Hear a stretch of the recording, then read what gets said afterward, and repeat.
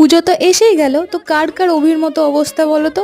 এই এত এত জিনিসের মাঝখানে ওর কিছুই পছন্দ হচ্ছে না। মহালয়ার দিন অভিকে নিয়ে গেলাম একটু শপিং, সামনেই ওর বার্থডে, পুজোর সময় ওরও একটু প্যাম্পারিং দরকার। সারা বছর ও আমাদের খেয়াল রাখে। আর এই দেখো, নিজের ড্রেস দেখতে দেখতে ও আমার জন্য একটা কুর্তি চুজ করেছে। একেবারে পাগল, জোর করে আমাকে এটা ট্রায়াল করালো। আর আমি ট্রায়াল করবো কি, নিজেই নিজের হেয়ার কাট দেখে যাচ্ছি। তোমরা জানিও তো কেমন হয়েছে। এরপর অভি এখান থেকে নিজের জন্য 2-3টে জামা চুজ করে নিল। তারপর আমরা গেলাম মধুমিতাস কিচেনে। আজকে ডিনারটা এখান থেকেই নিয়ে যাব। তো ফেরার সময় এরকম লাইটিং দেখেই আমরা এই রাস্তাটায় ঢুকলাম, আর ঢুকেই দেখছি এত সুন্দর পান্ডাল হয়েছে। তো খুশি হয়ে গেলাম, আজ ভাবলাম চলো যাই, ফাঁকা আছে তো দুজনে গিয়ে দেখে আসি।